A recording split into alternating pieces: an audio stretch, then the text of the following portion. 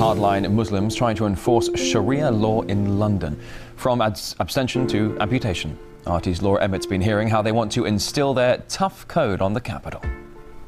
So we are here to tell you that Islam and the Sharia is unstoppable in Europe.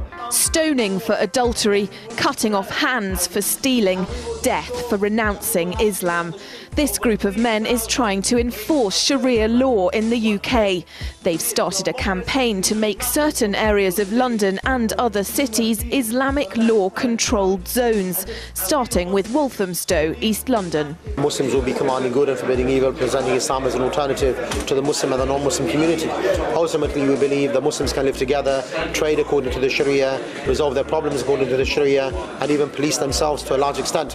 Hopefully one day to have Islamic Emirates which will have authority locally, security locally, and even provide welfare locally.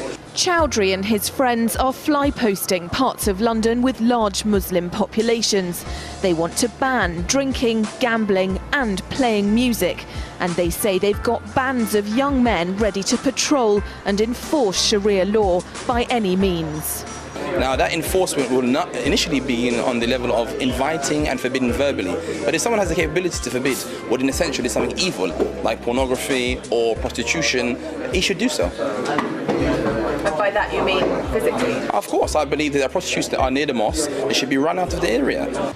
These Muslims say British society is broken, riddled with drugs, crime and prostitution.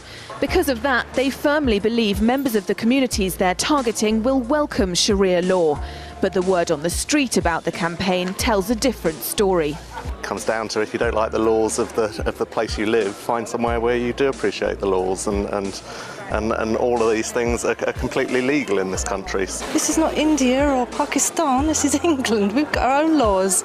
People haven't got a right to come in here and bring their laws in here. Well, I think that have caused nothing but trouble.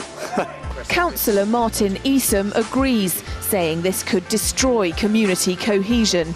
We've got squads going around the borough taking down the posters as soon as they put up, because we do not want these posters around our borough. They do not represent the views of our borough, and they have no place in Waltham Forest. Citizen equality campaigners say the Sharia supporters shouldn't be considered a religious movement, but a far-right political organisation with a poster campaign designed to divide and conquer communities. The danger lies in dividing people, dividing communities, creating mistrust, and particularly from non-Muslims towards moderate Muslims. I think this is part of their aim, is to create mistrust. So they can then turn to moderate Muslims and say, look, everyone hates you, we're your friend, turn to us. And it's a very, very dangerous thing, and it's a political tactic to increase their own power. Undeterred by opposition, Chowdhury and his group plan what they see as the beginning of an Islamic emirate, not just in the UK, but all over Europe.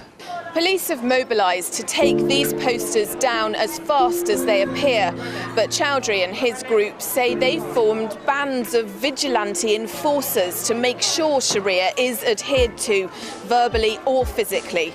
And in other parts of London, women have already been harassed for not covering their heads. If these Muslims ever get their way, I won't be able to dress like this on the streets of Walthamstow or many other parts of London, Brussels, Rome and Paris. Laura Emmett, RT, Walthamstow.